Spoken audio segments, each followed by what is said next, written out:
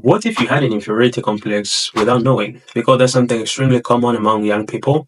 And what's surprising about this attitude or mindset is the fact that people with an inferiority complex do not recognize or are not aware of their mindset with regard to this. Okay. And as I always say, it's impossible to cure a disease if a patient does not recognize that disease within him or herself. And now, through this video, I decided to give you 5 signs to share with you 5 signs that will allow you to identify within you whether you have an inferiority complex or not. This is the first part of the video. So if that's something that interests you, then stay tuned.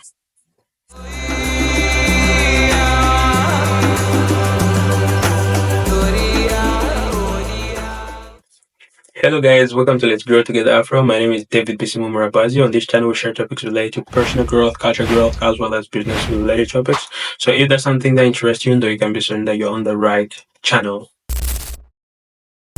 So as I stated in the introduction of this video, in today's video, we're going to talk about the signs of an inferiority complex. But before talking about the signs of an inferiority complex, I think it's extremely important for us to be on the same page. And that's why, first of all, we're going to talk about the definition of an inferiority complex. What is an inferiority complex and where does it come from? Okay. So when it comes to the definition, an inferiority complex is basically a feeling of constantly feeling inadequate, okay, or insecure about yourself due to the belief that you think you're physically or mentally inferior to others. Okay. With regard to the origin or the causes of an inferiority complex, actually these come from different sources. So it comes from many places. It could be something related to your childhood. If you had a hostile childhood, for instance, if you had some past trauma, this could also cause some inferiority complex within you. If you constantly compare yourself with others, this could also be a source of it. But also what is extremely common, I believe, nowadays is the societal pressure, okay? Especially with the social media where you see people constantly consuming this content that burn them within themselves because they constantly keep on comparing themselves, putting pressure on themselves, okay? And that can sometimes lead to an inferiority complex, okay? It could also be maybe your personal experience, your own personal experience, okay? Or it could even be your historical identity, your past historical identity, okay? For people of my community, this is, for instance, the colonialism or the slavery, which had left some traces of inferiority complex within some of my brothers and sisters. Okay, and that way through this video, again, we're going to talk about the 5 signs of an inferiority complex. Okay, but before doing that, I'm going to kindly ask you to like this video, subscribe to the YouTube channel, and activate the notification bell to not miss out any of our upcoming videos, okay? So since we know already the definition, and we also know the origin, let's dive into it. The first sign of an inferiority complex within an individual is the feeling of being ashamed of your own identity. And by identity, I'm referring to 3 important aspects: your name, your culture, but also your mother tongue, so your language, okay? So people with inferiority complex, for instance, you see them being ashamed of saying their real names. And when I say real names, is a name from where they originate from, okay? For instance, you see somebody called Muganda, Murabazi, Mwenda Kule. I don't know, you know those African names, okay? Someone with an inferiority complex, especially among people who are different from where he comes from, okay? That person will feel ashamed of identifying himself through that name. So if it has happened that, or it happened that you feel kind of ashamed of identifying or calling yourself by your name, that's already a sign of an inferiority complex. I remember this happened to me once. It was in my first year when I came here to the Netherlands, actually. And I had one friend of mine who wanted to be calling me on my other name, Murabazi, okay? My name is David Murabazi Bisimo. People normally call me David, okay? But he wanted to call me Murabazi. And he was struggling to pronounce it. He said he liked it, okay, which was a good compliment. But back then I couldn't understand it because I was feeling ashamed of my name. So he said he wanted to know how to pronounce it. And I directly told him, why don't you want to be calling me David, which is simple? Why that? Because I was actually feeling ashamed of that name. Okay. But later on, I realized that it was actually an inferiority complex that I had within myself.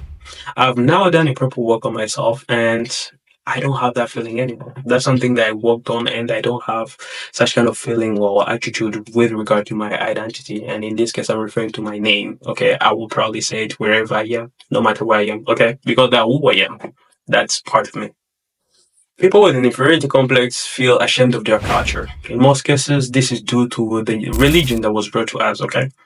Due to the religion, some people will become even unknown to their own culture. In some cases, you see them even adopting other people's culture. Why? Because they completely forgot their own culture. And this is not something normal, okay? Cultures is part of your or a part of your identity. And someone with an inferiority complex who does not really see the value of his or her own culture, that's already a huge sign of an inferiority complex. Because why that? Because you believe that your culture isn't that valuable to the point that you can carry it with yourself. Okay. Second sign of an inferiority complex, which basically is kind of similar to the first one, but here the person is trying to imitate their imaginary superior, okay, or their master. For instance, you see for people in my community wearing some wigs, okay, some girls wearing wigs all the time, okay, to the extent that some of our Western brothers, okay, so people from Europe, people live in Europe, some of them will think that these hair that African people put on themselves is their own hair. Why? Because they've never seen them removing it. Okay, but in reality, they just put those wigs. And the reason why they put those wigs, in most cases, they tend to justify by saying that it's because taking care of African hair isn't easy, it's so time consuming, and yeah, it's expensive as well. Kind of understandable. It's time consuming. It's also expensive to take care of. I agree. But at the same time, if it's wigs, there are a lot of African wigs on the market, I believe.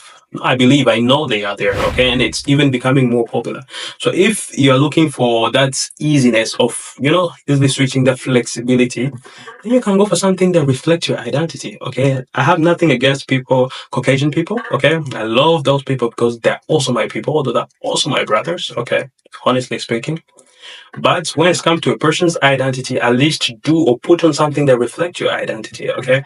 And due to this tendency of constantly putting wigs on themselves, they start feeling ashamed when they're unwigged, when they don't have wigs on themselves. You see people putting extensions, long lashes, just to look like this person who they think is superior to them. Okay, so if this is a common attitude within you, that's already a sign of inferiority complex. Don't attack me because honestly speaking, I would rather be honest on this topic here than just, hiding things which I know deep inside are true. Okay.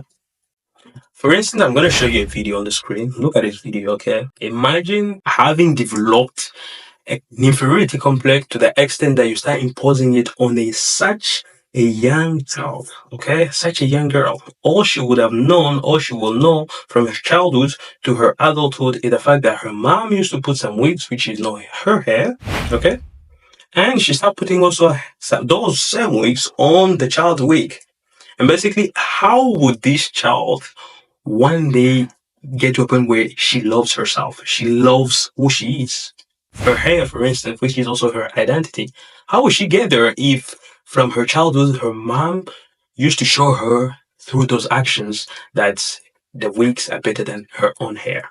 Okay, so this is something that you really need to work on if you recognize these signs within yourself. Okay. The third sign of an inferiority complex is basically trying to imitate the way the so-called superior speaks. Okay, you'll see, for instance, people were trying to mimic. Okay, different accents. I'm not saying people who mimic footballs. Okay, I'm referring to these people who mimic accents, basically for them to feel superior or for them to feel how would I say, to impress others. Okay, and why that's basically because they feel like the other person's accent will make them feel more superior. Okay, people trying to speak like French people when you purely come from Africa with your African language and African accent. I think this is something that you need to be proud of, to be honest, as an individual. Okay. The fourth sign of an inferiority complex is a constant sabotage or self-criticism. Okay, so basically, this is someone who constantly keep on putting himself or herself down. Somebody who doubts their own abilities. Okay, you see this person or you hear this person constantly telling themselves that they're not beautiful enough. Okay, that they're not smart enough or that they're not good enough. Okay, and these are already signs of an inferiority complex. So if it happens that you constantly tell yourself these things, it's probably because you have an ideal perfect individual, okay? Or in your mind, you're comparing yourself to an individual, and that makes you feel like you are less beautiful, or you're not beautiful, or you are less smart, or you would say in this case, you're not smart, okay? Or basically, you're not good enough. Why? Because you're comparing yourself with others, which is going to lead us to the next sign, okay? The fifth sign of an inferiority complex is an individual is constantly seeking for others' approval. Basically, this is a trait that is linked to somebody's childhood. Okay, this is probably somebody in most cases who used to rely a lot on others. Rely, I mean, on others. It could be their parents or basically their own environment on every decision they need to make, and they were unable to get over such kind of behavior or attitude as they were growing up. So now, as an adult, you see them, for instance, constantly depending on others' approval for them to do something. Do you think that this is right? For them to make a decision, they will have to go and ask a number of friends for them to be certain that they're actually making the right decision. Why? Because they believe they're not good enough, okay? Or they're not responsible enough, mature enough for them to take some decisions that can actually be meaningful to their lives. Okay.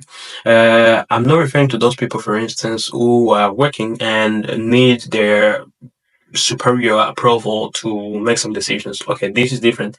But also as a worker, okay, within an organization, I believe you have a certain level of power. And imagine if you are not to use your power, and instead of doing that, you constantly keep on asking your superior, should I do this when you have that power within your hands? Basically, at the end, he will think that you are inadequate, okay? You are not qualified for your job. So if you constantly feel like for you to make a decision, you need to consult somebody, you need to go and ask others, that's probably because you feel less of a person for you to make some meaningful decisions that can actually positively impact your life. And that's something you really need to work on as well. That was all for the video, guys. Thank you for watching until the end of this video. If you enjoyed the video, then don't forget to leave a like, subscribe, and activate the notification bell so that you won't miss out our second part of this video on this topic, okay? But also, if you have some comment, okay, different thoughts on what we're sharing in this video, or you simply want to share your experience with regard to this topic, please feel free to share it in the comment section so that we can all learn from you, okay? For the rest, I wish you a happy new year again, successful year, and I'll see you in the next video. Take care.